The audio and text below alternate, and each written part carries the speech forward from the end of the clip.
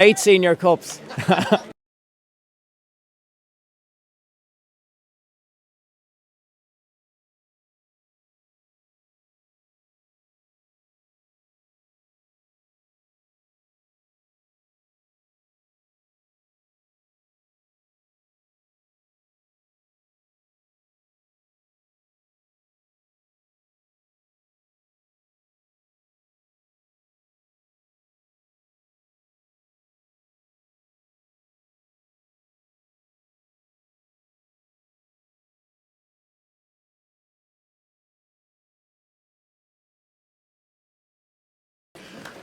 Okay, welcome here to an absolutely rain-soaked Three Rock Rovers for this, the final of the IHL between Monkstown and Three Rock Rovers. Two Dublin sides coming through yesterday, both in 1v1s. Monkstown coming through, beating Banbridge in a pretty dramatic game, and then Three Rock coming through also to qualify for this IHL final. The rain's coming down pretty heavy here, so that may well be a factor in the game.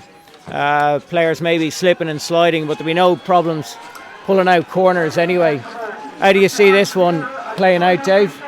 Yeah, I mean, you've got two kind of contrasting styles here. I play. I think you've got Three Rock who play at a really fast pace and look to break. I think Monkstown again, have a huge amount of experience, these final days, and will look to soak up a lot of that kind of youthful, I suppose, exuberance from the Three Rock lads, and again counter them in that way. They've a huge amount of players here from Monkstown. I think there's 3 years in a row they've won the EYHL.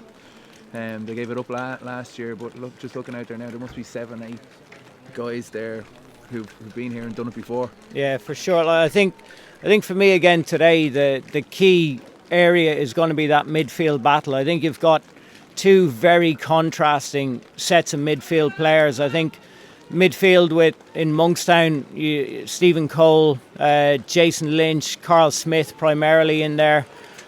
Nick Deal probably do a shift in there. Very much a more deep-lying midfielder who like to come take it off the back four and destroy. And I think you'll have seen that yesterday in the Banbridge game where they broke up so much play. In contrast to that, the Three Rock players are all very, very aggressive players. They like to carry the ball, breaking through into the final third. So very, very contrasting players. It's going to be interesting to see. I think one of the things from yesterday's game was when the hammer came on Monkstown, they just weren't getting ball into midfield. They were going direct from the back with 16s over the top. And I think that they're going to have to get the likes of Stephen Cole, Jason Lynch demanding ball and taking ball off that back four, because I'm not sure they can survive like they did yesterday by turning over the amount of ball that they did off the 16. Yeah, I mean, that's what, and Three Rock will look to capitalise on that. They go in hard on their press like that. So if the Monkstown midfielders aren't shown for, will only leave that overhead. Yesterday against Banbridge a couple of times it ran for Monkstown. But I think with the likes of Mitch Darling, Jody Hoskin and these guys get a sniff, they're going to cause you an awful lot of trouble. Yeah, no, I think it's going to be certainly a fascinating game, and as you said earlier, David, it's very much a contrast in styles. The key area for me, certainly from the Three Rock point of view, is that player that it'll probably be Dara Walsh, who'll probably sit in front of the back four and look to protect Raven Nair and Luke Madeley at the centre of the back.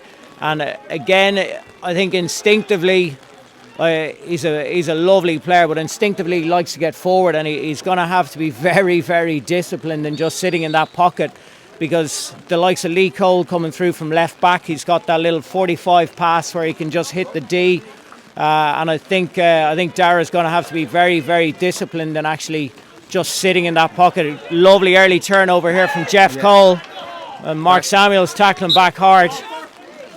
So initially, Malcolm Coombs, one of our umpires, called into action immediately. The other umpire is Russell Donaldson.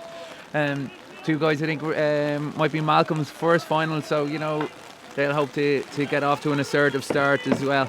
Now, Treoch Rovers with Darragh Walsh there. We went for that. Stephen Cole is usual midfield operator in the hole there for Monkstown. You see him just operating here with the back. There was rumours abound that he suffered an injury yesterday, so it'll be interesting to see how he goes in the early exchanges. Yeah, I think that he's a key player for Monkstown today. Certainly yesterday he just wasn't at 100%, and it showed. I think when, like, late in the game when Monkstown needed to hang on to the ball, I just don't think he was fit enough to actually go do that job, and as a result they threw a lot of ball in the hole to get the ball in midfield. Just in case viewers are wondering, we're getting an awful lot of background here. We're actually underneath a brolly at the side of the pitch, so weather conditions aren't helping us here, so we hope you'll be able to bear with us on that one. Just looking at Monkstown here again, the similar press to yesterday where they're pressing it on the 75. It'll be interesting to see how that works for them. Again, that space between the midfield and their back four, that may open up, and the likes of Mitch Darling coming back to fetch ball, Jody Hoskins working in that area, the likes of Ross Canny again. These guys very, very dynamic players, and if that little pocket opens up, Monkstown are certainly going to have to manage that very well. And certainly in their heads, the Treoch guys playing in front in their home ground, in front of a big vocal home support, massive amount of Monkstown support here as well. But these guys, probably Treoch, from talking to their coach at the start of the year, probably ahead of where they thought they would be in terms of their development plan over the next couple of years. They're here now, and I'm sure they have their eyes on the prize.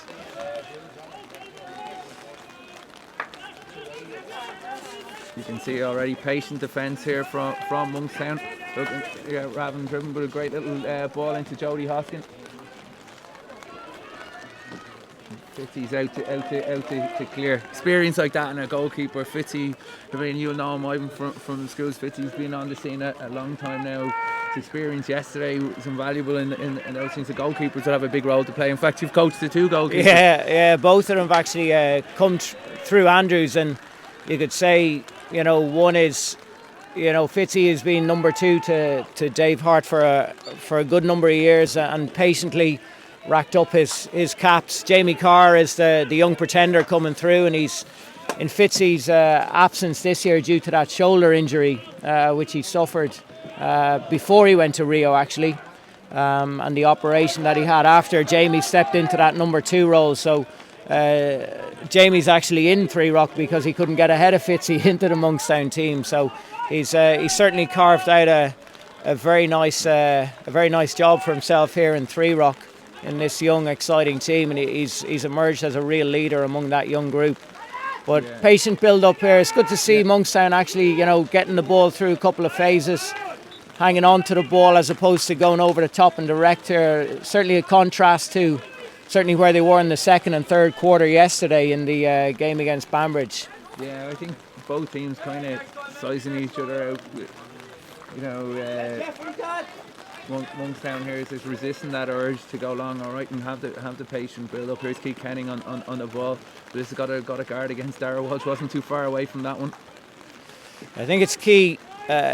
Absolutely key as a centre defender that you never turn over the ball, whether it's distributing from too deep or actually carrying the ball into that pocket. It's you just got to get rid of the thing. If you find a sideline or an end line, worst case scenario, you can reshape and rebuild. But certainly Three Rock have forwards that will really look to pick your pocket if you're bringing that ball out from the back. That's it. I mean, it featured a women's match earlier on. The Monkstown centre backs turned it over quite a bit, and UCD didn't take advantage of the stages. It was 2-on-1 and 3-on-1 versus the goalkeeper. I think in a match today, if centre backs cough up the ball, it could be curtains for them. All right, a knock here to Luke Madeley. A ball in. He's a tough competitor. You can see it take a lot to stop him. He's wincing a bit there, but I'm sure he'll run that one off. I think he'll be fine. He'll have to be fine. Yeah. You can see again, Treoch gone so deep to isolate the Monkstown defence, get them up the pitch. Carl Smith working in on the baseline. Jody Hoskins will be a key player for Three Rock today. He's certainly their go-to man, I think, this season. Very experienced player, South African international. I feel Monkstown will have a lot of their work done if they can contain Jody and Mitch. You know, like I think if they can contain those two, they could be in a great shout at getting the result today. Good ball down the line there from Mark Samuels to James Walker. Just takes a little foot there. So Carl Lynch taking the ball out of left back.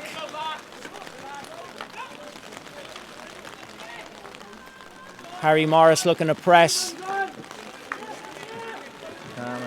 And again, just dropping off a little bit, Three Rock. They're happy enough I think they'll be happy enough to let Monkstown have the ball here, but once that ball is dipped into the press, they'll be incredibly aggressive at actually looking to turn it over. If they sniff a poor first touch or a bit of slow ball pace or a ropey ball put in, they'll look to pounce on that and counter from there. And David Kane bringing the ball forward there. Stephen Cole switches to play beautifully to Guy Surratt. Showing no Andrew Ward. ill effects of any would-be injury there. No, not at all.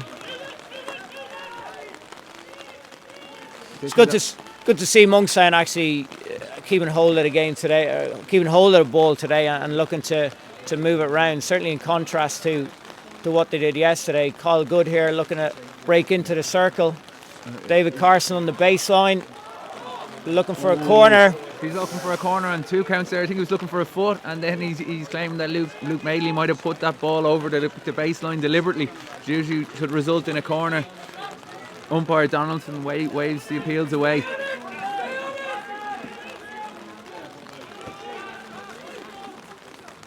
Instruction here from the bench behind to stay on the press from Monkstown, and it's reaped dividends here because they've won the ball back in a promising position.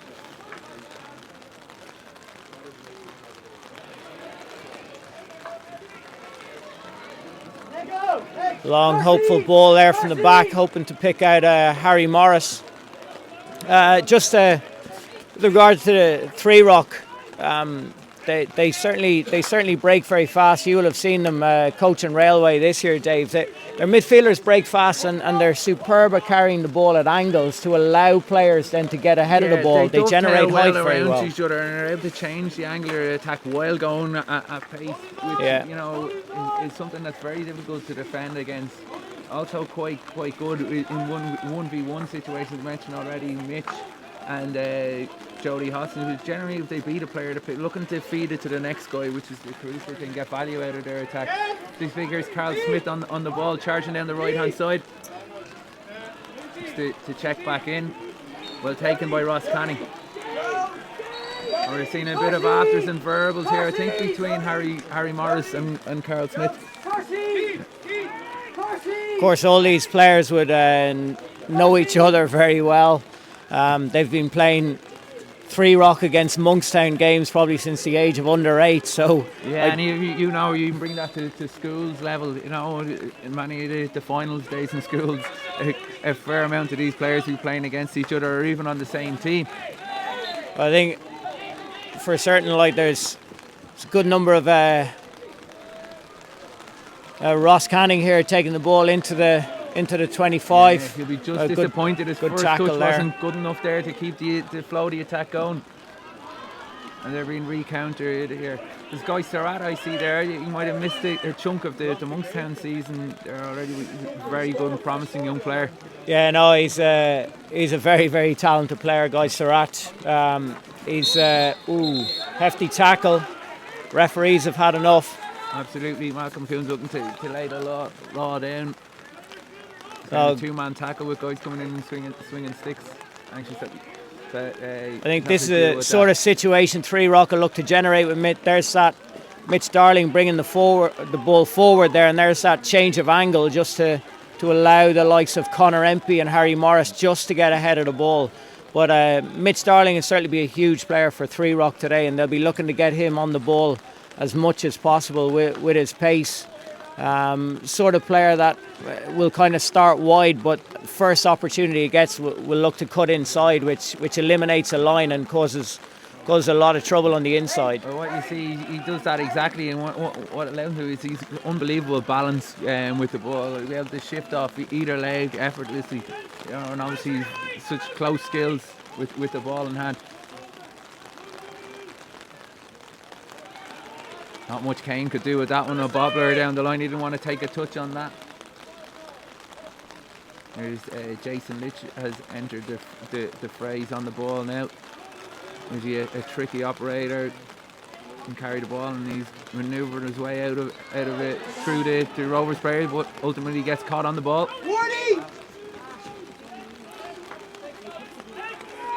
Ball switched here to Darragh Walsh. This will be a situation they'll be looking for where they just get one-on-one. Lee Cole and Nick D covering around just to generate that extra player as quickly as they can.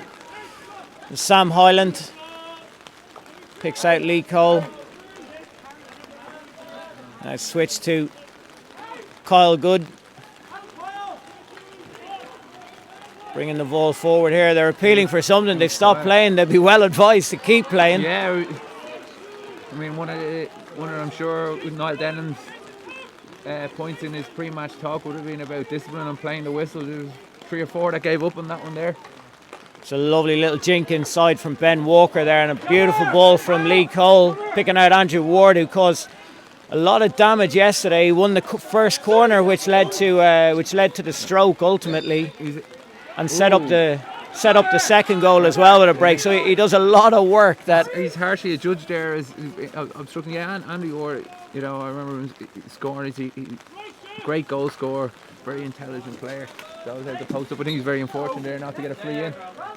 And just as you're watching the play here, Stephen Cole has left the pitch. He's just on the side here, and again, it looks like that back injury. So I think he may have played as much of this final as we've seen. To be honest, it doesn't look great. Even, or maybe it's in the plan beforehand to take him off every kind of 5 or 6 minutes, because he is such a key part to that thing. And you can see actually Glenanne player Stephen Brown, that was a physio today for Monkstown, and he's trying to manoeuvre that leg, and I'm sure if he is to last, he'll probably have to get an awful lot of attention like this. It'll be interesting to see, will he re-emerge? Yeah.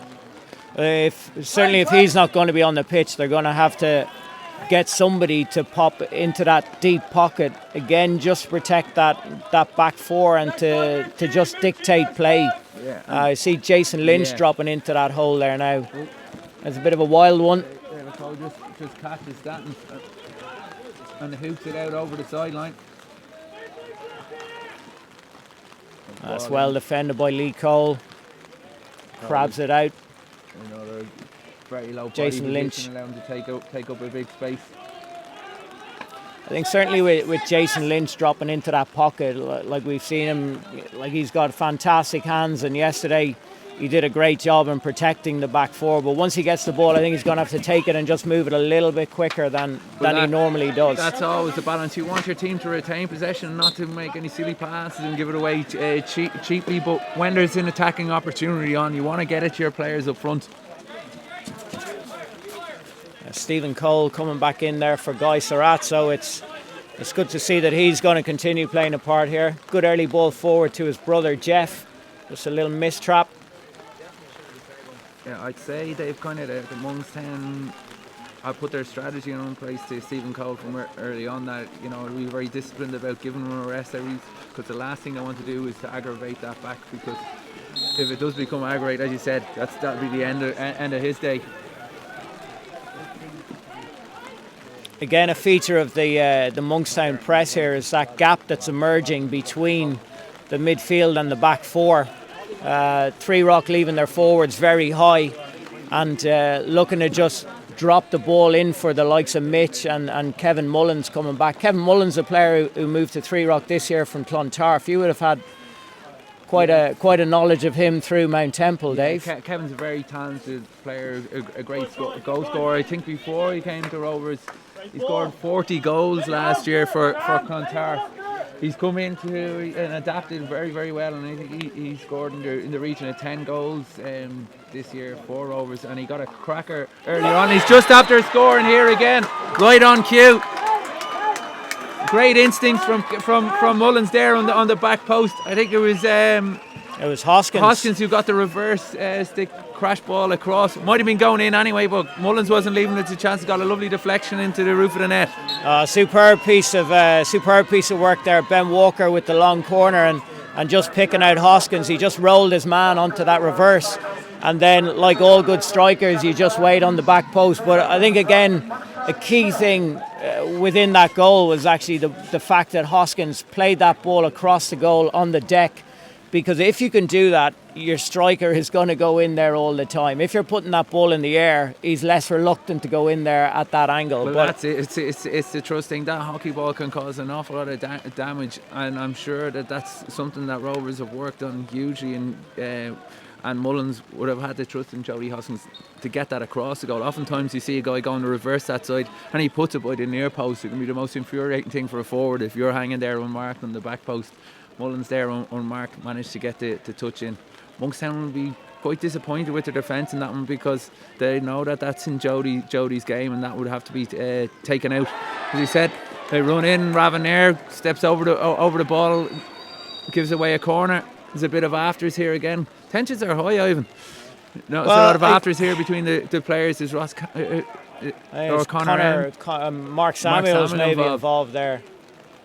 I think the ref's just going to have to calm this out. Again, it's a situation where these players, they know each other so well. They've grown up playing hockey against each other, and in some ways these games take on a totally different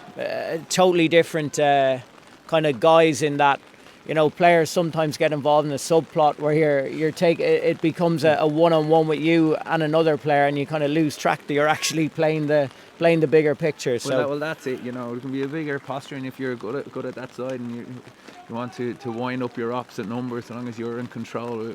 What you want to do is maintain control of your own voices in these games. A cheap corner to give away, given the way they've just scored. Rovers won't be happy. So it's David Kane lining up here to run one. Be looking to get a block on this.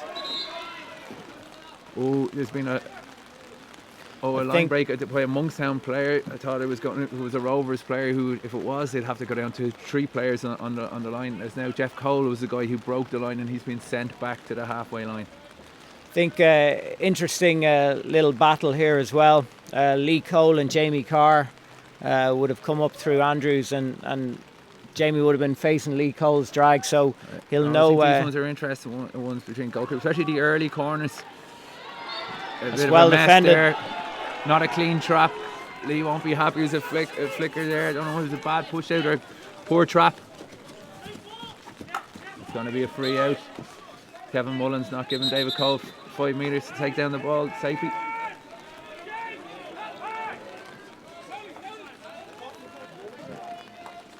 That's a good step there by David Kane, just intercept that ball. Nice change of direction there.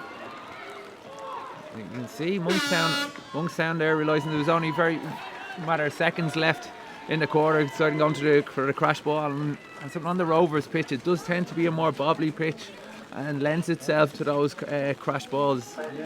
I think certainly 3 Rock will be very pleased to go in 1-0 up. I don't think there wasn't a whole lot in that half. I think the key thing, and we highlighted it earlier, was how important Jody Hoskins is going to be in this game. And it was the one moment where Rovers managed to get Jody isolated one-on-one, driving at the D, and then that superb reverse ball to the back post. And Kevin Mullins, that's his bread and butter really, in at that back post sniffing. He got one yesterday as well, I think. Deflection again, you know, you don't need 3 or 4 touches to put the ball in the back of the net. It's about being in the right place at the right time, and between today and yesterday he's got 2 touches on balls and 2 goals, you know, and as he alluded to there, you know, you have a player there at the back post who's afraid of getting hit. There's a difference between Kevin Mullins, is he wants to get hit with that ball, you know, he was ready for it. with one nil at quarter time. Neither team will be looking too much at the score line. We'll be still based on the game plan. We'll be reference through and staying home to, because it really bar the goal. It's even enough. Monkstown are having the corners down the other end. Will be disappointed that they didn't at least get to test the goalkeeper. It's a poor trap. Yeah, I think something as well that's going to play a part here is which team manages to keep 11 players on the pitch. We've had a couple of little flashpoints so far. So, I think the umpires will have had enough of that already, and we could be seeing a couple of guys go to the bin if there's a repeat. Yeah, well, if Paddy Power's running a book on the game, I'd say there's a lot of people lumping money on cards here, because it's feisty times in the first quarter. You can see, especially Tree Rock in particular, an awful lot of young players, inexperienced players who will be massively pumped for the occasion. But those emotions have to be tempered and managed.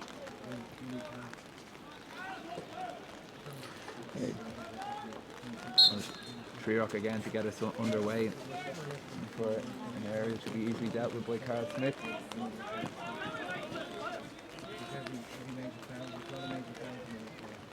That's a beautiful switch and play by Lee Cole. Again, that little inside-out pass which he just plays so beautifully. In his locker, and it's launched a promising attack here on the right baseline. It's very well defended there. Mark Samuels getting back just to stop Jeff Cole coming in. Confident play to turn back in towards the centre of his own D and play out through there. He drew a foot, so he's drawn a free out. Risky play, Ivan. It is, but if the space is there, that's the place to go, Dave. Yeah. Well, you say risky, or you could call it composed play. Yeah. So he obviously is backing himself. Okay, and there's that disguise. Okay, this is the opportunity. These sort of situations are what Three Rock will be looking for. It's a good. I think Monkstown have really got to deal with that. Any time that they turn over the ball, they just need to get a little nick on the ball just to stop the flow of Three Rock, because once they tend to go forward, they'll get all the way to the D and get something. What I think Monkstown have to do is get a little nick on the ball, or maybe just a little soft foul, stop the play, allow themselves to regroup and get behind the ball. As you say, that Tom Salmon has played, or Mark Salmon has played a lovely little weighted pass in towards Mullins. They're playing with a degree of composure, kind of belies their years at the moment. The Tree Rock guys, they're holding possession quite well and being patient in the balls they pick to their forward line. Well, you can talk about the age of the Three Rock players, but in fairness, all the schoolboys that are in there are, if you were picking the top kind of 6-7 schoolboys in the country, they'd be in that Three Rock team and that this Monkstown team. Ben Walker this year, obviously, he's only 5th year in school, just turned 17. He's been playing full international this year and played in the World League. Yeah, an incredible achievement for a young guy. I think he's played Irish seniors before. He's played for the 21s, which is something you don't often hear about. Very true. I'm sure. I think Garth Borland, as these Irish under-18s, will be waiting anxiously to see what Craig Fulton's plans are for Ben over the next while, because I'm sure he'll figure highly in if he's released to Garth for the Irish under-18s. Yeah, no question. We've seen Lee Cole actually here today. He's traditionally playing at left back for Monkstown, but he seems to have stepped into centre back today with his brother David. Carl Lynch taking up the left back position where Lee usually operates out of, so it certainly gives them a real distribution option there. Well, there's that void left, I suppose, by Richard Sykes as well, who was a key component to that squad that won the 3 EYHLs in a row over the last couple of years. Big tackle gone in from Jeff Cole. He's got to be careful. We could see our first card here. Robin there likes to carry the ball forward. So you've seen there, he's drawn a tackle there from Jeff Cole, and Jeff might consider himself lucky not to be sitting in the chair for 2 minutes there. David Kane Going across the pitch here to Is where I think Monkstown needs to be aggressive there. That little slow ball into centre mid, I think that's where that needs to trigger the press, and they need to be a little bit more aggressive there and trying to win that ball back. You can see David Kane wouldn't be one of Tree Rock's better ball players, and if they were to get changed from their pressing, it would be to press himself at left back. Hey, go when you can. Call good here, 1-on-1 with Ben Walker, but Ben Walker's done Very good superbly well to footwork pick from it up. Retains the ball, and here's Jody Hoskins again. That change of angle that we spoke about, which just allows. Who seems to be detailed with taking him out of the game. Ball's broken Chance. through to Mullins. Again. Oh! Flash wide. It's actually James Walker.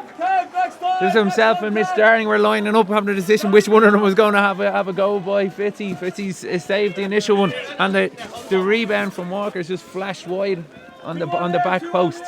Yeah, that's a huge chance for Three Rock. Again, Hoskins causing the initial damage with the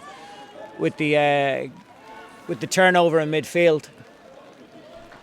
You know, it's funny. You know, at this level, you can get an awful lot of really good hockey players on both sides who kind of cancel each other out. But it's down to oftentimes these matches come down to a bit of excellence from the likes of Hoskins there. It's a long corner here for Three Rock, the Monkstown guys, presuming it was a 16, but Mitch Darling here bringing the ball back as they look to change the point of attack through Raven there. Gary Ringwood free at right back, but they're moving it back again, just patiently building here. Luke Madeley carrying it forward. And again, very fluid, Darrell Walsh. Madeley goes forward, Walsh coming back out of midfield, fill into that slot. Here's Gary Ringwood on the ball. It's huge experience with Tree Rock Rovers. This is where they need to be aggressive. Kyle would be disappointed there with Jason Lynch. That was one to be picked up. He got pressure on, drew a bad pass. It just wasn't picked up by Jason Lynch. I think Monkstown just need to recognise those situations, and it's just that half a yard quicker. Just half a yard quicker to get that turnover. Here's a good opportunity now. Strong tackle from Kyle Good. That cut inside with a super tackle from Ben Walker. He's done well there. He's done superbly well. And again, change of angle, and that's a superb ball to pick out. Hoskins is a real opportunity. Reverse again. Saved by Fitzy. Great save. Got to hand it to Ben Walker there. You know, I had a bit of everything: persistence, skill, and then vision to pick out the pass at the end to open up Jocelyn on the left-hand side, who had a lot more time this time to pick it out and actually hit the ball in the near post. I think they fit to save that with his right foot and able to direct it back out. I think that's certainly Ben Walker. I think, you know, you're talking about a 17-year-old kid stepping up to the senior team, and you ask what does he have that little bit extra, and I think he just sees the game that little bit quicker than everybody else. But a superb ball there to pick out Hoskins, and a free shot. I'm sure Jody will be disappointed not to have done a little bit better with that opportunity. Again, space for Carl Smith here on the left-hand side. Nick D working the sideline with a little bit of space in behind. Missed trap. You can see Walker taking a break now, and Canning coming in. Luke Madeley on the ball. Lift the ball down the line, taken out by Carl Smith. Monkstown shouldn't panic here. It's still 1-0. There hasn't been a whole lot in this game. They've had a corner. They didn't get it trapped. They have options on corners. I think maybe what they'll be thinking about maybe is just starting to try to lift the tempo a little bit, lift the tempo on the press, be a little bit more aggressive, get the ball around the back that little bit quicker so that we get the likes of Carl Smith and Carl Lynch on the other side with the ability to get the ball forward that little bit easier. Well, you mentioned it at the start of the game, you know, midfield would be a key battle. I think the difference between Tree Rock and Monkstown at the moment, Tree Rock have these line breakers and ability to attack at speed. as you see, Dara Walsh, another midfielder, getting a ball across. Whereas Monkstown with Jason and Stephen dropping in there, you know, we play a containment game, and maybe that's why Kyle Good has dropped out of the forward line to help the midfield with breaking lines. Yeah, again, Mitch Darling having a cut at the D. Monkstown need to just be patient here and get through this phase. We've had like that Hoskins chance a couple of minutes ago, and again he's looking to break in. Chance to break here. Things getting a little bit heated there.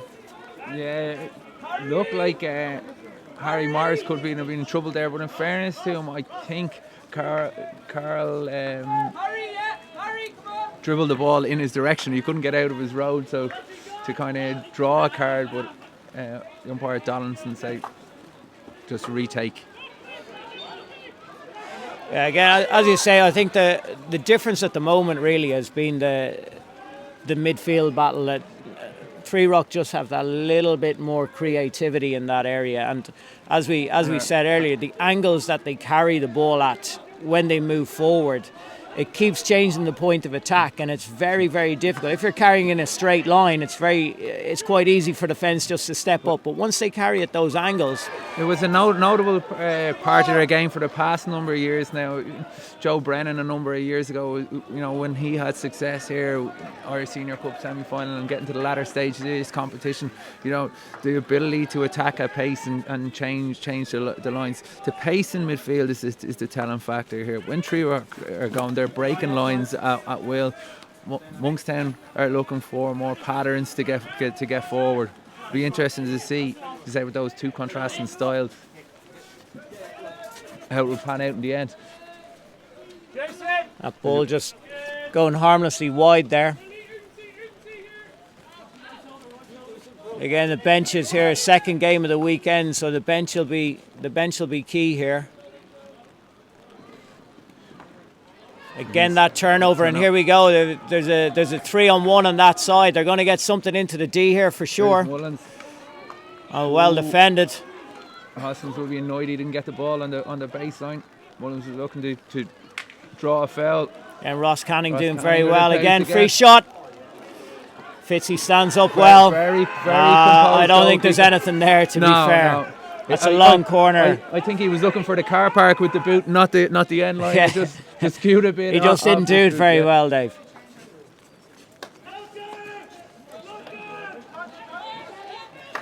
Ball popping up off Luke Madeley's shoulder there, but nobody within 10-15 yards of him, so it's play on. Certainly the better team in this second quarter, Three Rock, and possibly unlucky not to have gone a second goal up here. Yeah, and you know, with 5 minutes to go to half time, I don't think Monkstown will be too unhappy with only being one down, because they haven't really been in it this quarter, and they probably know themselves they will have a quarter where they'll come and they'll have their chances in this game. As of now, they're playing a kind of a very cagey game, and maybe they're leaving a bit for the second half as the ball whistles into the D. It's very calm there by Carl Lynch, carrying the ball out, a little lifted pass. That's nice work. A chance to break here now, 2-on-1 if they can get onto this. Carson carrying the ball. These are the sort of situations they looked for yesterday. Done very well here, because he fed Ward going in the left hand side today.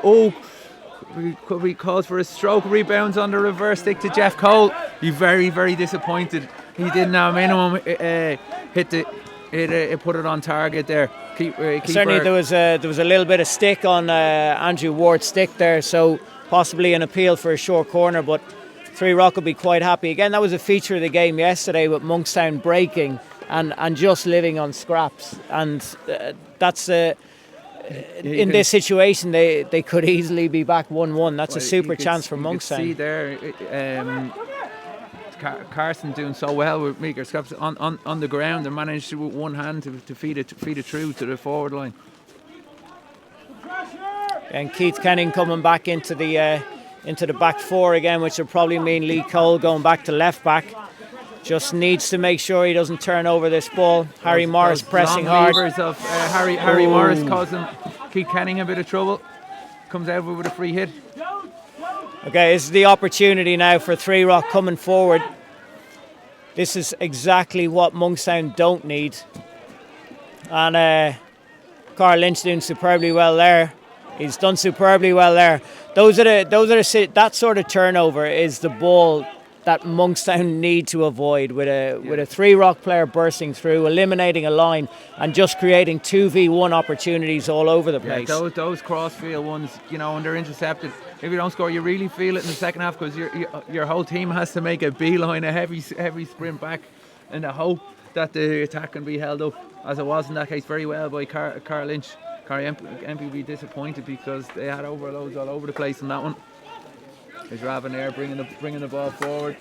Keeps a nice pass down into the 25. Very impressed at this stage with 3 Rock's ball retention. If it's not on to go forward, they're very happy just to put it through a phase. Ooh. Okay, ball brought up by Darrell Walsh there. And then lifted even higher by the Monkstown player. So free in here. One across the jaw there from Darrell Walsh. Here's Ben Walker. That little lift ball into. Going to be a free out, yeah. Nick D taken out of it. Marcy, when you can!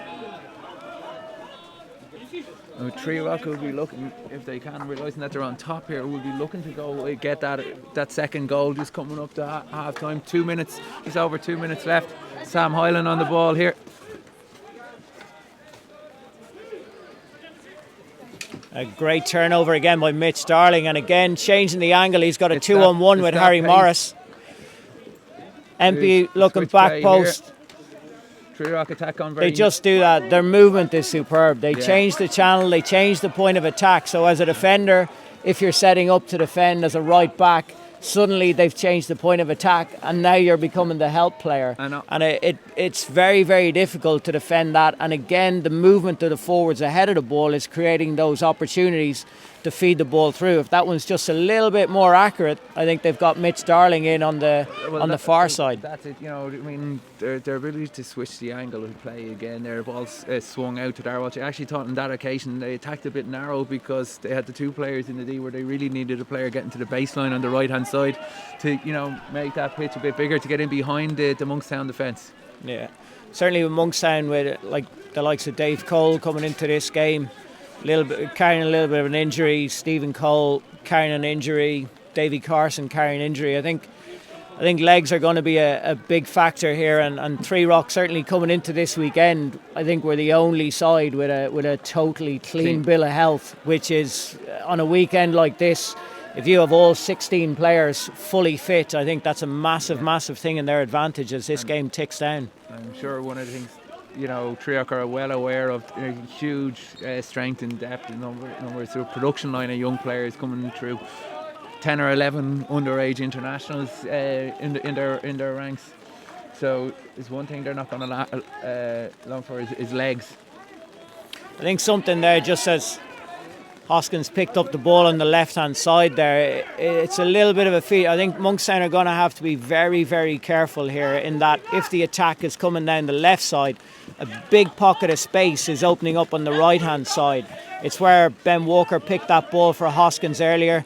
Again, in that situation where Hoskins had the ball on the left side, there's a big pocket of space on the right-hand side where 3 Rock are filing players. So Monkstown are going to have to be very aware of that and get that midfielder on the help side tucked in to make sure that that opportunity is being sniffed out as early as possible. Yeah, you often see teams devoting a lot of numbers to the ball side and forgetting about the help side, as you're saying. So those kind of shallow transfers, allowing teams to shallow transfer can kill you in attacks when you've got all your numbers over one side. Can also kill you in terms of legs, because you're having to make big distances, covering distances across with 4 or 5 players to get to it again. All right, so that's half time here, and it's 1-0 to 3 Rock Rovers.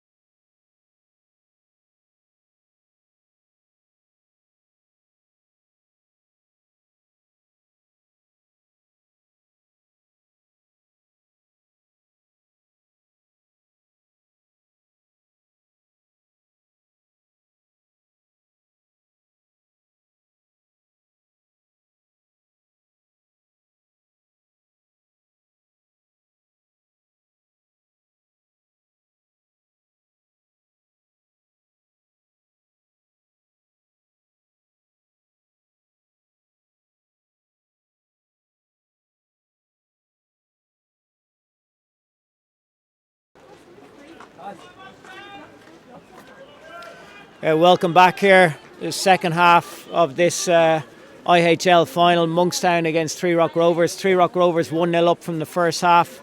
And on the balance of play, they certainly deserve that lead. The only thing that they'd be feeling a little bit anxious about is the fact that they had such a good second quarter and that second goal didn't come. Monkstown still certainly in this, and as you saw from yesterday's match, they'll just look for one little turnover and then a fast break with Carson or a pick out Wardy, and suddenly they're back in the game. So I think Three Rock will be quite keen to get that second goal just to give themselves a little bit buffer. Yeah, because I don't think Monkstown will be overly phased by this situation. They will be well prepared and have been involved and been goals down in big games before. They know there's an awful lot left to be played here. True played the first half with a huge amount of energy. As he said, have just the one goal to show for it. There will be pockets of pressure that Monkstown will look to apply, maybe win a few corners, and the goal here changed the complexion of the game completely. Yeah, for certain. So Davy Carson getting us away here. Nice early ball out here to Guy Surratt, isolated with Dave Kane, but Ben Walker dropping in to double up and slow that attack. It'll certainly, as the game goes on, it'll be quite interesting. Quite a bit of experience in that Three Rock team with the likes of Mitch Darling and Jody Hoskins, but it's certainly not a situation that these players will have experienced before. And, you know, a 1-0 lead is quite a small lead, and you can get a little bit nervous as the game ticks down. Yeah, well, it's the keeping the players on the pitch part. You know, it's a tackle here, a foot there, or a verbal somewhere could have you in trouble. And then you're down to 10 players, and, you know, it could be a 5-minute yellow. So we were saying earlier, it could be cards. We haven't seen one as yet. Again, Three Rock more than willing to be patient, switching that play, stretching the pitch. Hoskins again operating in that little pocket between the midfield and the forwards. Darling coming back towards the ball, but that's a superb step from Lee Cole.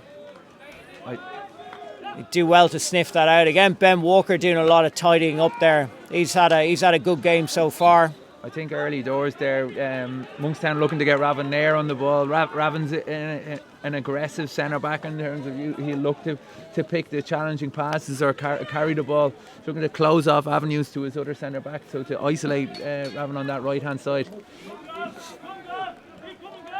And Luke Madeley carrying the ball out. Big aerial. Mullins in behind here, and a 1-on-1 with Lee Cole. Just looking to hold it up. Lee Cole's done well just to slow that, just to allow his midfielders just to track back. But Mullins has done well to retain it. Looking for Mitch Darling on the baseline. Yeah, I thought Kevin might have had a bit more of a go at Lee Cole there, to kind of show him down the outside and have a go in 1v1 instead elected to turn back and feed. Then Mitch just controlled the ball in over the end line. Well, certainly as a defender, Lee Cole, he's all left hand, and that stick is coming in at all angles. Looking to isolate Ravin and David Kane here on the left hand side. Let's go ball from Kane down the line. I think Monkstown are going to have to really look to lift the pace here and trying to get a little bit more of a foothold. I don't think they can rely on kind of a mistake or a little turnover. They're going to have to really go after this game and try to make something happen, as opposed to just waiting for something to happen. Yeah, and I think coming out at half time, you see the likes of Nick D and these guys, they were, you know, trying to rally the guys, get the energy levels going, you know, and already you've seen a bit of a difference in what was happening in the first half. Again, Hoskins on the reverse, picks out a super pass, looking for Mullins. And they just need to be patient there, Three Rock. I don't think they want to be turning over that ball. Gavin Groves in at right back here. Picks out D in the pocket. I think Three Rock have a willingness just to play the game fast and on their terms. They're happy to keep the pace of the game high. I think they feel they have the energy levels. They have the fitness. That's a great bit of work by Ravin there. Yeah, great little 45 ball into the top of the D, nearly came off.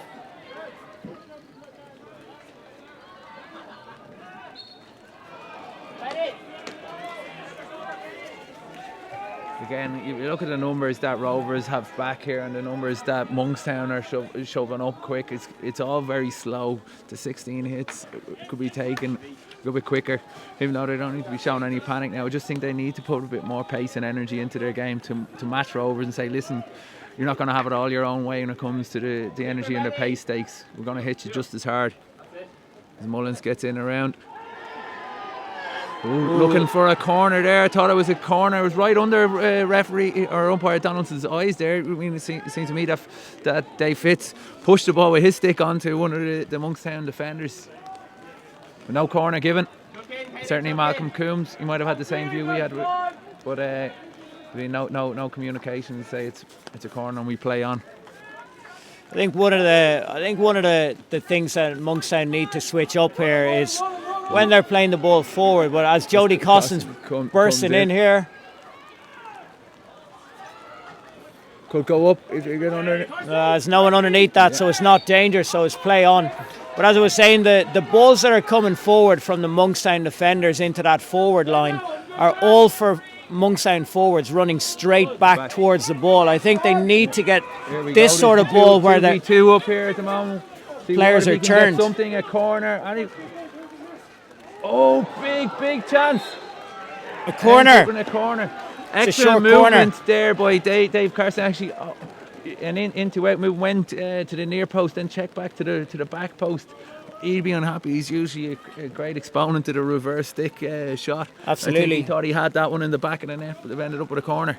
But that's what Rovers have to be very wary of. But again, I think that goes back to my point that they need that. I think that's the first time that Monkstown have managed to get a ball from their back line into a forward with a forward actually running in the right direction, as opposed to coming back straight towards the ball. If that ball is being played in, you're seeing the likes of Raven there, David Kane aggressively looking to step in front, and they're either breaking the ball down at that point or they're stepping in front and winning back possession for Rovers. They're not going to be beaten for pace either. You know, they feel they can back themselves once they can keep the Monkstown guy into it. But here's a big chance. This guy Surratt here lining up for the flick with Lee Cole. One trapper. It could be a slip flick. It's gone to Guy Surratt. Great take. It's a fantastic great take. Double take off the line by Luke Madeley. That's an absolutely outstanding piece of defending by Luke Madeley. Well, if Tree Rock go on to win today by the old goal, that'll be something that the boys will be harping back about. Unbelievable double take from Luke there on the line. To be fair, that's his job. That's what he's there for. But yeah, you got to be a brave boy to stay in there. But it's a great take. But again, Monkstown, that's just giving them a little bit of impetus here. Super work by Carl Good, working back that's there. Massive now. The situation contained for now. He's giving his guys a big lift. He's even coming out of fence. He's looking for a crossfield aerial here to Jody Hoskin, who has a bit of space to play through. Instead, surprisingly, doesn't take it on. Duffs an aerial across the pitch and it's intercepted. But there you go, Ivan. 1-0, big chance. 2 balls taken off the line. I think we spoke about it though, in that Rovers have been so dominant in this game, and suddenly just one corner you could be back 1-1, and all the work that you've done previously is totally undone. Yeah, and big chance here to counter. They're only going with 3 Rovers. They're holding the other guys back. It's a superb tackle back there by Lee Cole. Again, that strong left hand just nicking in, taking the ball off James Walker as he broke through. There's the first card of the game. Call good. Yeah. Tree Rock, I think, learning from that overhead toward that ended up in the corner situation. And there you go, because they're keeping a huge amount of numbers back. They only countered there with 3, which is uncharacteristic of them. Normally they get in numbers of 4 to 5 into their attacks. I think that's a bit of a blow for Monkstown though, going down to 10 players just as they started to get a little bit on the front foot. They'll probably just have to drop back here now and just ride out these 2 minutes as Kevin Mullins works his way in along the baseline. Carl Smith working hard to get a flat stick and a free out. A superb piece of defending. Stick shielding. You're going to crab mode. And I was very impressed with Carl Smith and the work he did yesterday, working back, and again, very disciplined piece of defending. They've got to be careful here, 3 Rock. Yeah. Andrew Ward carrying the ball forward. I'd say you got to hand it to Rovers and their fitness levels. They just seem to get numbers back. Ward looks up there to find he just sees a sea of white in front of him. Okay, again, David Cole looking to switch the point of the attack here to his brother Lee. That ball down the inside channel looking for Ward. But again, that's what we were talking about. That ball that's going straight into the forwards. And again, a big step by Ravinair, yeah. I think they're going to have to start finding more angles and getting ball into little pockets of space for their forwards running out towards the sidelines, or else the forwards starting wider and looking to cut in towards goal, because at the moment, very difficult for the Monkstown forwards to do anything with those balls that are just going horizontal. Every time Treerock attack, they're protecting that spine. We're not just one player in counter cover. They have two midfielders waiting in the counter cover position, which means that Monkstown can't go from front to back very quickly. You know, it has to go wide to a player coming back to pick it up, then to go backwards. Jason Lynch on the ball here. It's gone for a long corner from Monkstown. Little bit of space out in the right hand side here if they can find David Cole. But good defending there. Good step by Ross Canning just to force the ball into that side where Treerock are all set to defend. Okay, right. David Cole in a bit of space here if they can find him a little bit earlier. Needed to have gone a little bit earlier, but Dave Cole picks it up. Carl Lynch looking to work the baseline here with Andrew Ward, so it's a dangerous moment in the game. A bit of patience here. Good cut back. Chance. Good pick. Good pick. Jamie Carr there, his first real action of the game, to be fair. Yeah, he made that look very comfortable, just swatted it away. Again, an opportunity for Ward on the baseline. Chance. Ooh. Side netting. Side netting. Yeah, Monkstown be buoyed by this. I mean, really, they were at nothing in that first half as an attacking force. And I think in this quarter, with 6 minutes left to go in this quarter, they'll be hugely buoyed, especially with big tackles like that as well. From David again, Cole. Danger here. Just you can see that Treerock, the speed they come forward. Hoskins on the reverse again. That's back stick, yeah. Back stick off Hoskins across. Didn't catch it, flat across the turf. Bit of a telltale sign where it pops up like that. I think certainly yesterday a big call on Kyle Goods one-on-one where the ball just kind of duffed up a little bit. Banbridge lads weren't happy with it, but yeah, you generally see the good umpires are able to pick that up. You know, you often see it at EHL level where they have the benefit of video referrals where it's able to be slowed down and catch it. But generally, the giveaway is the trajectory the ball goes at. It squeezes up off the turf and has a bit of curvature and with top spin. And it says that's usually the giveaway, or should be, to the umpire. Certainly, Monkstown will be hoping to capitalise on this little purple patch they've had in the last 2-3 minutes. Treerock pressing high there and Mitch Darling. They don't want that though. Mitch Darling now running. They've got to be careful here. They've got to be careful. Superb tackle back by Kyle. Absolutely superb tackle back. And a great opportunity now to counter. There's room here on the right hand side. They probably just need someone to drop out into that space. Oh, and a great step by Dave Kane. Well. Great step by Dave Kane. Yeah, unbelievable play by Kyle Good there. You know, not alone just winning the tackle. It was a very delicate situation up there. Could have been looking at a card or a short corner, but came out with the ball and launched a great attack. Carson coming back into the game now for Kyle Good.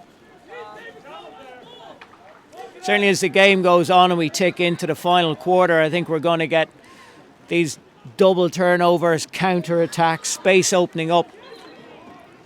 Free there to Monkstown. They'll be quite relieved to get that whistle. The game is going to get very stretched. I think we'll see more cards. We'll see more teams down to 10 players.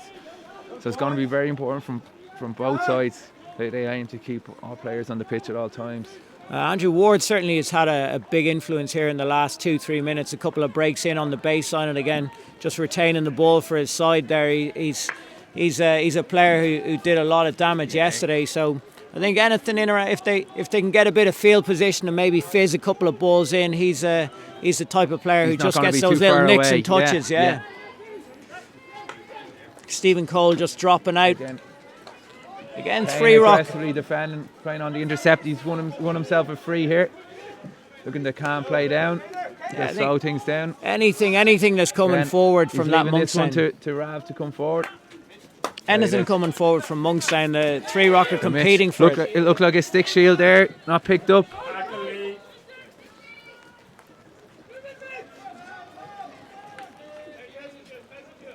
Again, he's managed to turn down. Might look to crash this one across on the reverse. Dispossessed by Lee Cole. Lee Cole, there's a game of cat and mouse going on here in the corner. Lee Cole looking to come out. Won himself a free. Just over 3 minutes left in the third quarter. Game at 1-0. Surprisingly low score, and to be honest, I would have expected a lot more goals and a bit more goal-mouth activity, but it's gone quite cagey here at the moment. Well, certainly Three Rock haven't caused the threat that they caused in the first half of the match. Anyway, they've kind of dropped off. They're competing very well for the ball that's going into that last third, and it's quite difficult for Monkstown to get possession there. But it's certainly, there's been a little bit of a swing in the game. Jeff Cole there looking to cut inside. I think Three Rock have deviated from their natural game and are maybe playing the scoreline, knowing the fact that they have control of it and that might be able to play on the break. And the second goal might be the one to kill it, going into the fourth quarter. It's certainly given Monkstown a lot more impetus in this quarter, though. Good to see Monkstown get the ball into that, feed that ball into the midfield and just get it through that zone that little bit quicker. Finding it difficult to pick out a couple of the forwards, but Hoskins on the ball here. Again, plenty of room out on the left-hand side if Rovers can get the ball there. Big pocket at left mid ball again. Into this space now. Samuels, he can motor, to be fair. Got away with it, but it's allowed Three Rock to launch an attack here. Jeff Cole getting a good bit of stick on a true ball from Raven. It's a beautiful little feint by Ben Walker as he moves forward here. Just retaining the ball for his team through David Kane. Switches to Luke Madeley on the right hand side. This is better from Rovers now, just to take a little bit of the sting out of that. It's a great ball into the baseline to Ross Canning. Oh, super good ball across. Well dealt with by Dave Fitzgerald. Okay, there's the opportunity. Carson, look if he can cut inside here, Rovers are going to have to be very clean, but they're working back well. Raven there just slowing that. He's got Madeley in behind him. So if you look at the cover numbers, they get back so quick to close off the key areas. After all the passing lines there were taken up, and up the attack got slowed down and got even more players back. I think it's textbook defending there, where you're getting a man out onto the ball and then a second guy in behind just to cover. Nair did the initial pressing on the ball, and then Madeley just tidied it up. Chance here though. D just playing that ball in and lifted out to safety by Madeley. Monkstown will want to get this ball back up. 50 seconds to go in the quarter. Ticking into the last minute, maybe one more opportunity here to get that ball into the D before we finish this quarter. That's a nice pick by Hoskins. He'll just be happy enough just to buy a free and watch that clock tick down. He's just giving the afterburners now. Opportunity here, I think. Inside the heels after that. Very big call. I think he's got that one wrong. He might need help here from Malcolm Coombs. From what we have the same angle as Malcolm, that looked like it was lifted onto a hand. No, I don't. The ball certainly popped up, but I don't think it caught a foot. To be honest with you, it was a hand. So certainly the reaction of a player would tell you quite a bit. I don't think Carl Lynch is happy with this, but I think there's a huge moment here where Monkstown have had probably the better of that quarter, and they've a real opportunity now to maybe go 2-0 up. And Carl Lynch giving his fellow Cork man Malcolm Coombs an umpire asked him, did he not see it? Must have hit the hand. Says these ones are always very difficult for players and coaches to take. It's possibly the first corner Three Rock have had, is it? Yeah, and you'll be wary here. Luke Madeley is lining up to bury this game, right? He's got a low drag flick. They've studied Fitz. They have a huge amount of video, I'm sure, on the Monkstown penalty corner defence. Expect this one to go low. It's gone high. It's gone high, and I think he's blown wide because the ball net might have left the D. You're right, yeah. ball hasn't come outside the D, so a little bit of a lifeline there for Monkstown. I think they'll be quite relieved to go in. Moment in the scheme of things there. It's had a real sense. Luke Madeley's, smelled blood there, and he actually took it quite well because it wasn't even the cleanest stop inside the D. No. But that's a get out of jail card, I think. Maybe justice prevailing though in the end, Ivan, because I really don't think it was a corner. It would have been very unfortunate. Monkstown going in on a hooter corner like that, 2-0 down the last quarter. As it is, the game's still very much in the melting pot. I think so. I think Monkstown will be, they'll be disappointed maybe not to be back on level terms. I think Andrew Ward made a couple of incisions there in that last quarter, but I think on the same note, I think they'll be, happy enough going into the final quarter here, no more than a goal down, because certainly on the strength of the first half performance from Three Rock, they probably deserve to be a couple of goals ahead. So it's very much still there. And as this game goes into that last third, players are getting tired. It's the second game, little mistakes, players not tracking, letting a man go.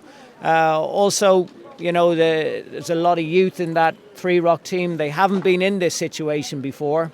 They haven't played in an IHL finals for possibly 5, 6, 7 years. Well, they're in the box seat with 17 and a half minutes to go in the final here. As he said, fitness and energy levels going into the last quarter, discipline, composure, mental toughness will have a big part to playing things. Well, I think certainly the defences are going to have to be clear, because on the evidence of that half, we've seen what both sides are capable of the top of the D. One corner could either finish this game or make it game back on, to be fair. I think it'll be really interesting to see what Rovers doing this quarter, because they really stepped away from what they were doing, what was working in the first half, and were happy to contain and play the scoreline. And maybe that attacking opportunity at the corner and seeing, that they might have the beating of that Monkstown corner defence with Luke Madeley show there with that wing and flick. And unfortunately ruled out. Will they go for it, or will they just happily sit back and go for it on the break? I think it's a very much an alien game to that Rovers team, because as we spoke about earlier, that midfield instinctively they all want to go forward. But I certainly think that their defence has done a fantastic job again. Samuel's picking up. They've stepped all day long and made it very, very difficult for that. Superb work there by Andrew Ward. Again, Samuel's getting back, but that Three Rock back four have stepped superbly well to make it so hard for for Monkstown to pick up ball. Yeah, and you see, as they're in their winning position, they will see themselves as so close to the finish line, and the younger players, things can get quite anxious. You see, Monkstown have really been on top, for the last 15 minutes or so. The biggest mistake they can make is really looking for that final whistle. They've just got to keep their heads and keep playing here, keep doing what they've been doing. If they get an opportunity to break, they've got the players to do it. But with regard to that, they've got to make sure that those players are committed to breaking forward as opposed to hanging back. Looking to get Rav running with the ball. And it's a flat stick tackle. Yeah, good tackle. This is what they're doing. They're looking to isolate Raven there at left centre back. And what Raven has to be careful to do is not to dribble in there, because they'll have the guys with flat sticks waiting for him. I think it's a very, very dangerous thing. Either of the Three Rock centre backs carrying that ball out. If in doubt, find the sideline. Big moment here. Again, what colour is it going to be? It's a green. This time for Mitch Darling. Again, the time doesn't begin until he gets big 2 minutes here, to be fair. Another big tackle from Luke Madeley. Really led his free in really well. Cracked it off one of his own players. I think Jody Hosking there. There's a big 2 minutes here for Three Rock, because he's given a free out. Andrew Ward not very happy. I think, to be fair, it's come up off a Monkstown stick there. Yeah, I think his argument might be that it wasn't dropping into any danger. Again, good strong line from Ben Walker. He's been one of the standout players today for Rovers, along with Luke Madeley, I feel. I think Walker's been very tidy in midfield. His decision making's been very good. Any opportunities he's had to play the aggressive ball, he's let it go. But that big aerial there from Lee Cole, just missed by Carl Smith.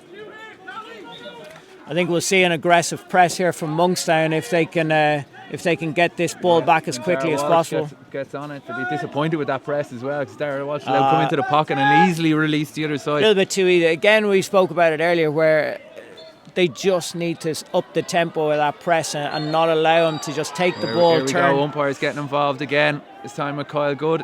I think it's just to calm things. No, he might have said something now. Someone's been called out here. I think it'll just be a little chat. I think it's David Cole as captain coming in for a quick word. The two guys just probably be best advised just to get on with things. Well, certainly, I think Three Rock at a goal up don't need to get involved in anything silly. They don't want to get a yellow card down to 10 men for 5 to 10 minutes. Yeah, that's the one you don't want. Going into the last quarter, if a player goes to ground here at all and a tackle and takes a player, it's an automatic 10-minute card. And oftentimes you see players, feeling that they have to go to ground with diving tackles. You go to ground here in this last quarter, it might be the end of your action today. I think Three Rock have to be careful. I think we've seen a couple of occasions now. We've seen Madeley carrying the ball out from the back there. We've seen Raven Nair turned over as he carried the ball out. I think those two just need to hold that position, distribute in the wide areas. If they get caught bringing the ball out, we saw an opportunity for Three Rock. Here, even with Harry Morris into the ball across. Carl Lynch got a stick on it with two Rovers guys in, Kevin Mullins and Mitch Darling, waiting at the back post. Ball's into Darling. Ooh. Oh, it's a great tackle. It had to be clean. Oh, it's another. Malcolm needs to help him out here. It looks like a good tackle. It'll be a long corner. Michael Stiles in front of us here, not agreeing with it. I don't think this is going to be reversed, Dave. To be fair, it is. I don't see why it's a free out though. It's a long corner, surely. Yeah. Just a clean tackle in over the baseline. I think just a little sound of stick there and Lee Cole going to ground, I think was probably what triggered the umpire to initially give that short corner, but good teamwork between the umpires there to get the right solution. Between them, they got it right in the end. It's one of the things, even for umpires at these stages of the games, they're so crucial because, umpires, are human as well. They're on edge, but those decisions, especially around penalty corners, penalty strokes, they need to be right. I think Nair just needs to bin this if he's in doubt. He doesn't want to get turned over. It's been a definite feature of the second half as Monkstown's targeting Raven there, and he is well off to get away the ball early off a second touch. Again, Darwell's posting up well for him. Again a press. Getting caught. And Wardy turnover here. And he's in behind. If he can get this ball across, he's got Carson in the middle. He's done very well. I don't know how he's engineered. Ooh. In the end, it's wide again. I say Luke Madeley again, the man to put an end to that Monkstown attack. He's done well there because Wardy had got in on Madeley's reverse stick. It's a nice piece of defending. I think everyone from Three Rock will be quite relieved to see that. Game's getting a little bit scrappy here now and a little bit stretched. You expect that with about 11 minutes to go. It says Three Rock getting very nervous at their position. Monkstown are sensing it here. If we can get pressure on this back line, they might be able to cough up the ball. Excellent posting up there by Mitch Darling, wins himself a free. Three Rock just slowing things down here now.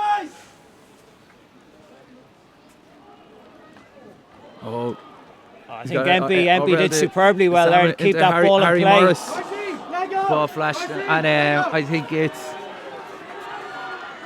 Ross Canning just missed out on it. From a Rovers point of view, the disappointing thing from their aspect is they really have gone away from what they were doing really, really well, pressing high, putting Monkstown under pressure at the back and putting numbers into attack. Kevin Mullins getting a little touch on that, but Jason Lynch just looking for the reverse there. Chance to break here for Mitch Darling. He's done superbly well.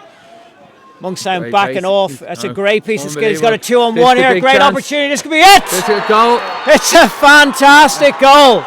An absolutely outstanding goal from Mitch Starling. He picked that ball up 5-6 yards outside his own 25, ran the length of the pitch, beautiful carry towards the left, cut back towards the right and eliminated 3-4 players, and it just all opened up and then just absolutely caned it into the bottom corner. And that's what you need with 10 minutes to go, is your big players. He posted up in midfield, won the ball, then got on it again, and I think with one change of Feedy eliminated 3 Monkstown defenders. Unbelievable play, unbelievable pace. Great finish too, mind you, to put it away. Fitzy was probably expecting it to go across the goal, but he's done him on his near post. It's a superb goal, but again it was a soft turnover where Monkstown had Yeah, it was a little reverse stick. The fiddly pass in the middle of the half there from Jason Lynch, just coughed up the ball. 2-3 players around him. I think he just needed to roll out strong, pop the ball back to the centre back and just look to build. I don't think there was anything in that, just looking for that little reverse pass. Certainly 3 Rock Rovers in the box seat now. You'd see with 9 minutes to go, 2 goals down. I wouldn't be surprised to see Monkstown withdraw Dave Fitzgerald and go with that extra outfielder. They need 2 goals.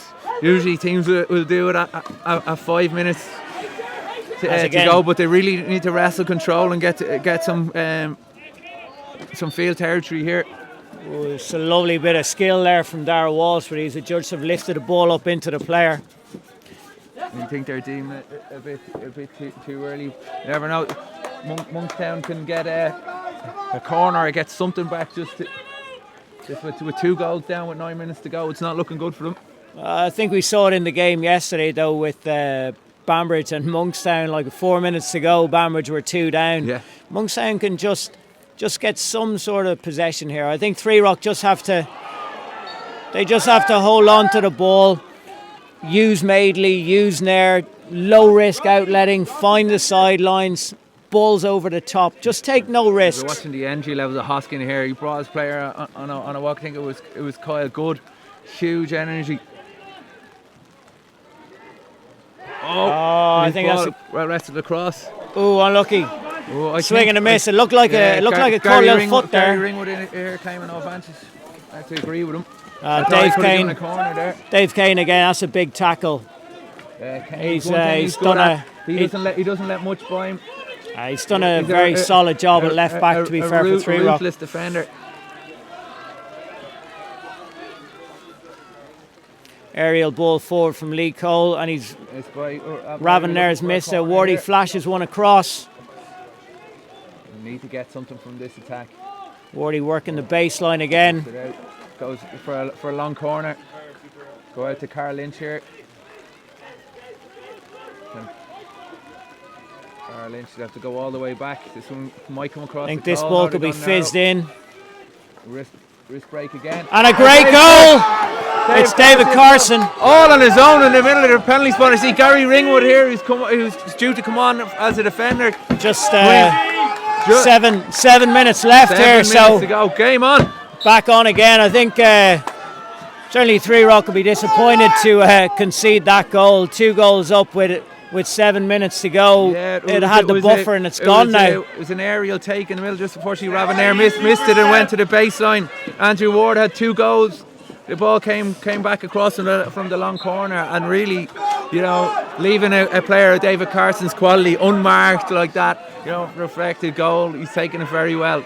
Jamie Carran goal, not standing much of a chance with a deflection like that in such close quarters. No. I think this is the scenario that 3 Rock would have preferred to have avoided. They had a nice buffer of a 2-goal lead, and now it's right back in. We just need to keep moving that ball.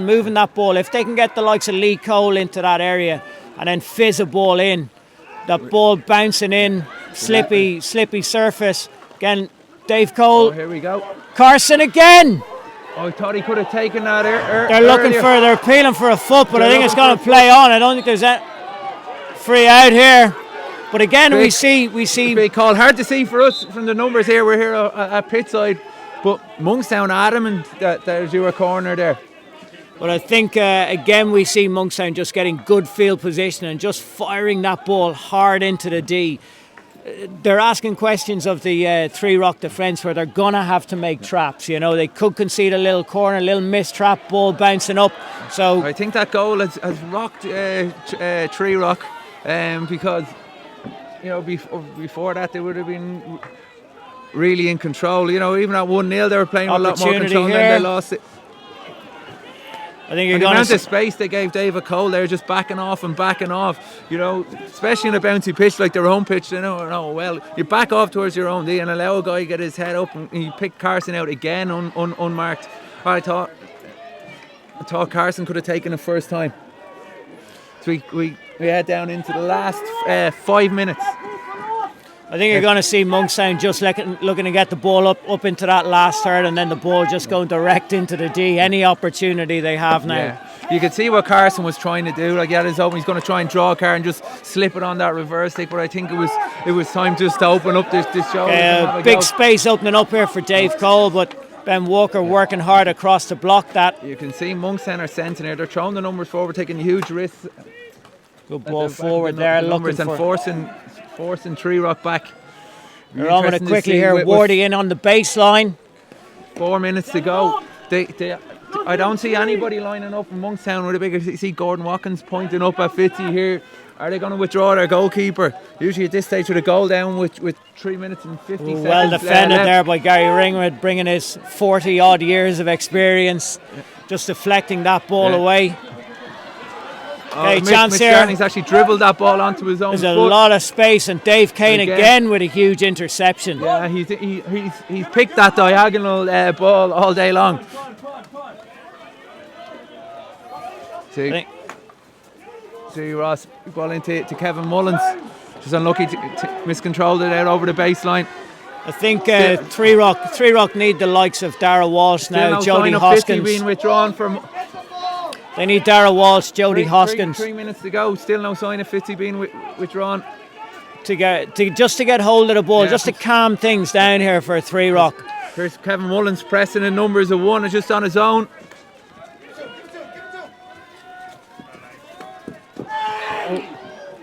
The shout here for a deliberate foot.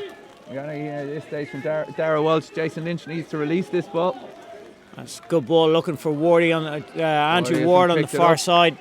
It's a great good tackle. That was card time as well if he got that wrong. Great block again. Another block from Rich Darling. Oh, strange decision there again. Kyle Good adamant that he got a touch on the ball. And here goes the keeper. Nick D going in as the kicking back. David Fitzgerald being withdrawn.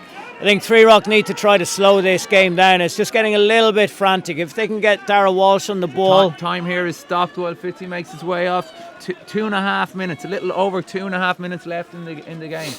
So obviously risky strategy here from Monkstown. If Rovers get any clean ball as they have now, this could be curtains. Oh, it's a great tackle. Okay, chance to break again. Lee Cole coming forward. Needed to be made. Raised ball. Just an intercept anyway. The situation is as is. Doesn't matter if it's a free. Big pick out from Nick D here. Let's move the ball. Things getting a little bit frantic here now, to be fair. Carl Lynch carrying the ball forward. Checks inside. Good work though by up well by Harry Morris. That's a huge interception. And there's that man Hosking again, reading the slow play it really down. Well. He'll look to draw a foul here, bring the ball to the corner. They don't seem too interested in any circle penetrations at this stage of the game. Good tackle.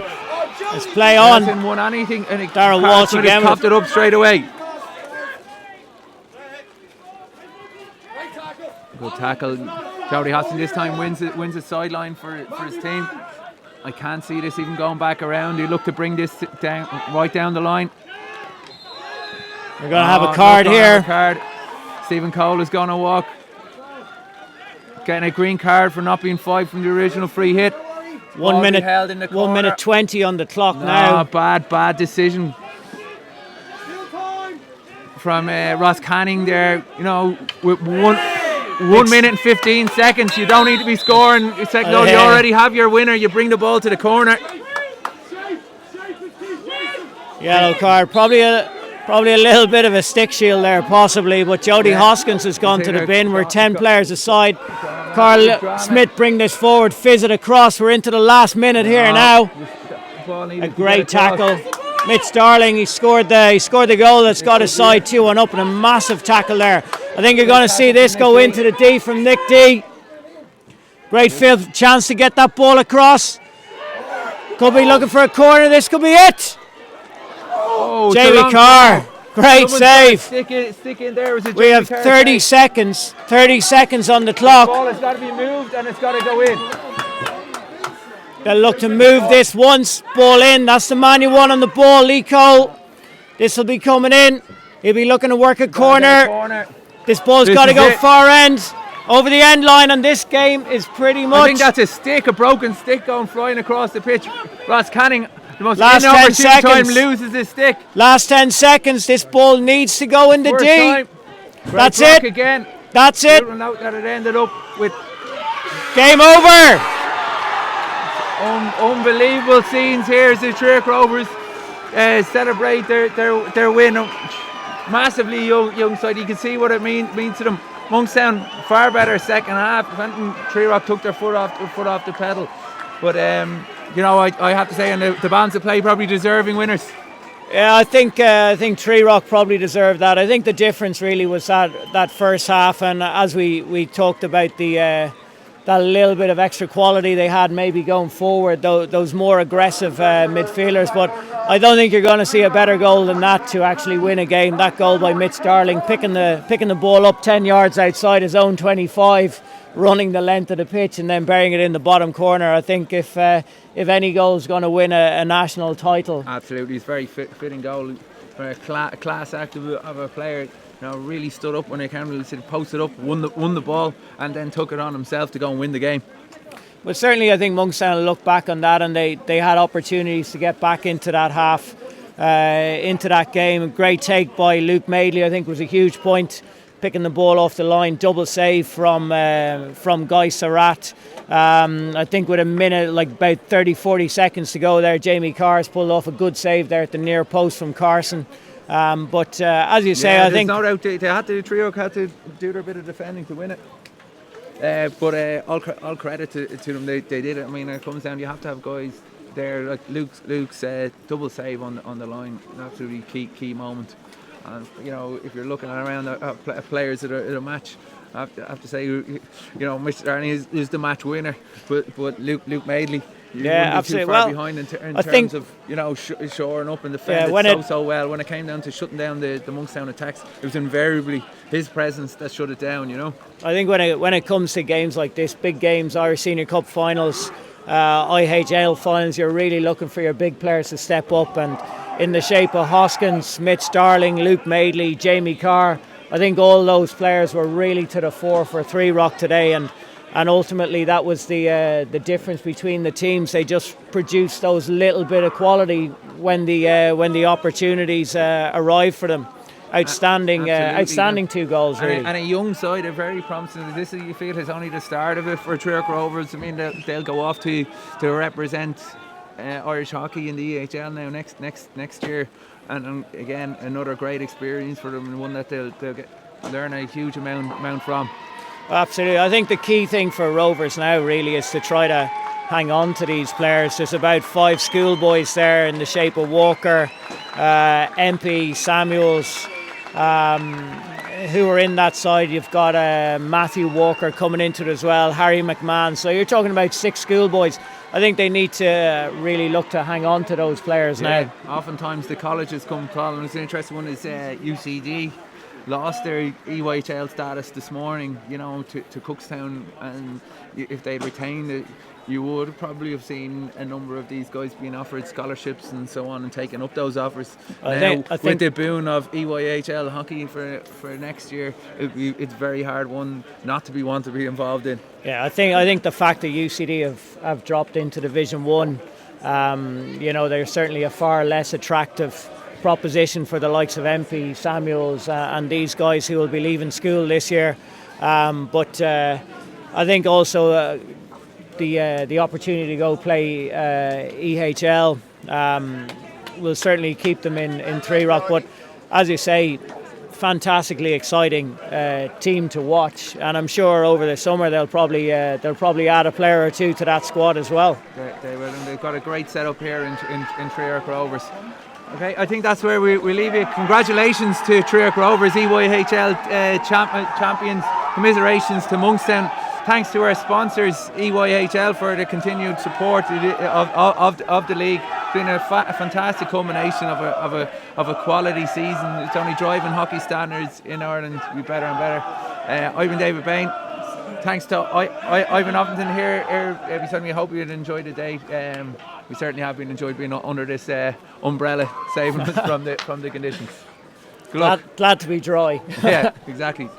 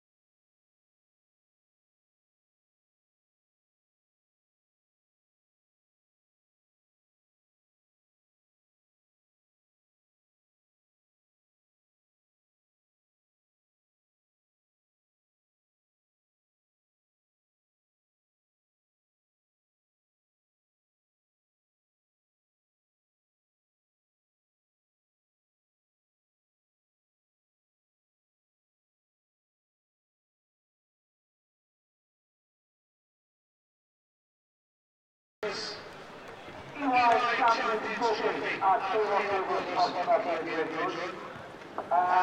First things first, is there any reason why now things are getting about just seem that these men cannot get higher up in the world rankings? The answer is no. They're absolutely fantastic. The quality of your legends is phenomenal. Well done to everybody.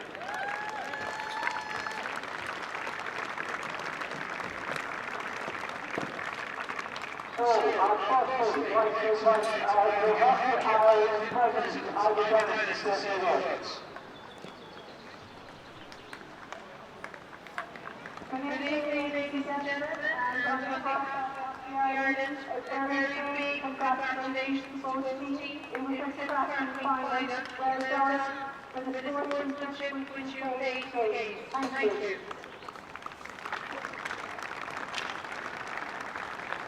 On behalf of all the team and After Ireland, I would sincerely like to thank you all for their sponsorship. This tournament would not happen, the league not happen, without the generosity of our sponsors, and that is After Ireland has thank you all for your continued sponsorship.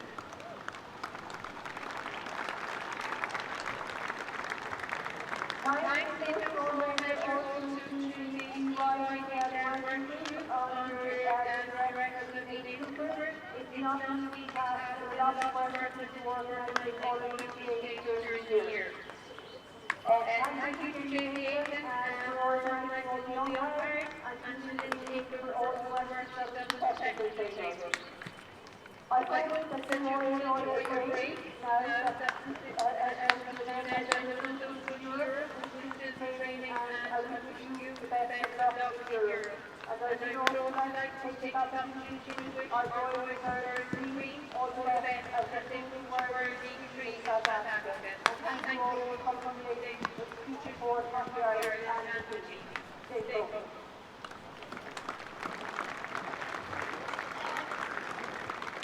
So, we now proceed to the tie-break ceremony for the 2017 Champions Trophy. Firstly, I'd like to invite the umpire master to the medals, ladies and gentlemen. Martin Coons, Robert Robertson, Robert Johnson.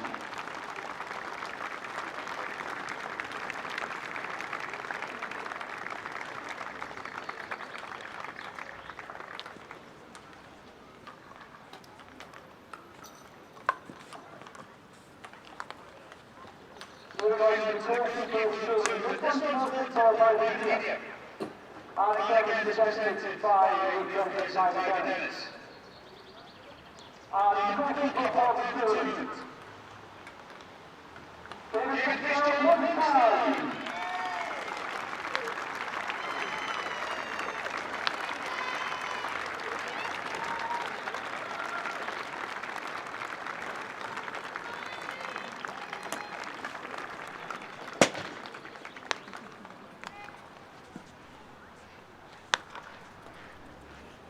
We now have the final one for the outstanding curling tournament, men or women. And again, voted for by the media. And this year's winner is Monkstown,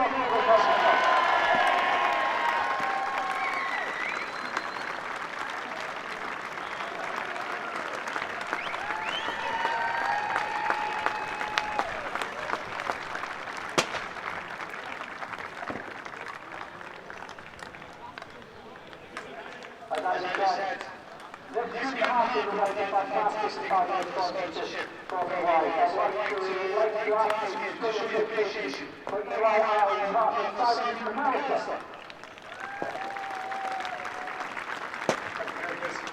I think we need this weather as we're trying to get a certain team to get together as a on behalf of the we're very responsible to the league. We think it's going to be great strength from year to year. I think it's fantastic to get hockey. The final first match in Drama last weekend here at the Bridge. Also, I acknowledge the sponsorship of Gay, which we have to do this weekend as well. By very short tournaments every weekend, there's always umpires, managers, coaches, secretaries, it's not a close work all the Thank you all. Congratulations, very good weather. Thank you all. The responsible community. We're very pleased to keep it. Thank you. Now, thank you very much for the men who are catching the students. We're going to be presented by Simon Monkstown. Please welcome Monkstown captain Steve Cole. Just a few words on behalf of the Monkstown team to all our officials who spent time there working for our efforts and appreciated. To Rock for national job again, fantastic facilities, very good to have on team. And to my own team, our coaching staff of Gordon Washington and Mike Doyle, thank you for your efforts throughout the season. I think the increased vital competition and the test to completely have your squad and we'll be targeting next season. And finally to Rock, congratulations. Christmas and well deserved Wednesday. Congratulations on that. Finally,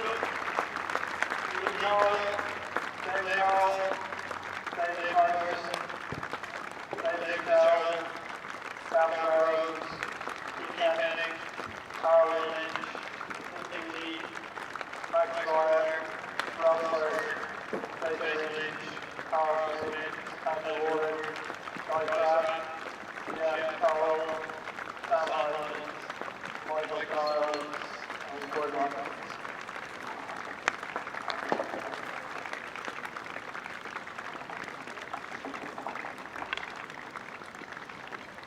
And for the Monkstown captain, Steve Cole.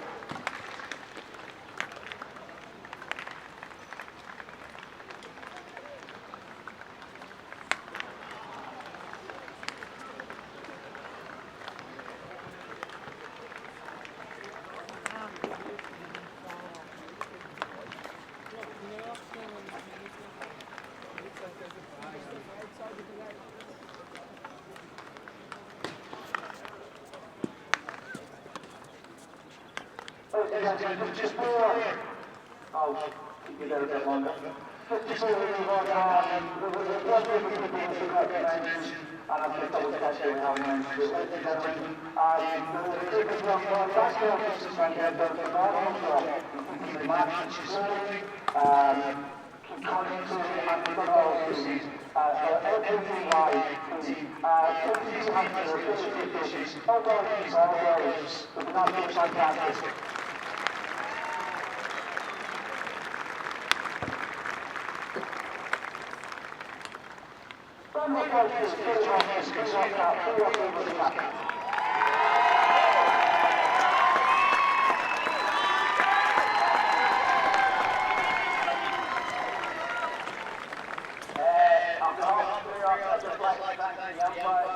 Technical table and all the officials for the hard work over the weekend. I'd like to thank the main sponsor EY for the season. It's great to have you on board and we can see the benefits for the national team and for the national team. I'd like to thank the board for all the hard work over the weekend. The lads have done a little work, kept the game moving. Umpires, thank you very much. Just from our Rovers perspective, I'd like to thank Sheriff and Tillman.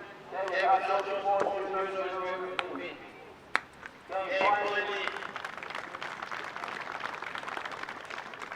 Finally, the good training behind me, the amount of work they have put in over the season with the help of our coach, Narden, and especially unbelievable. I can't tell you how much effort has gone into the season.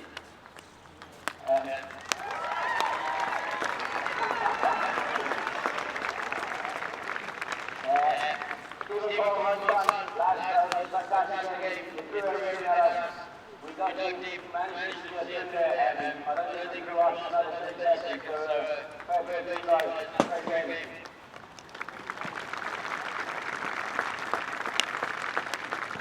And then finally, all our players of fans as well today. Time for that to do our way, with us, please,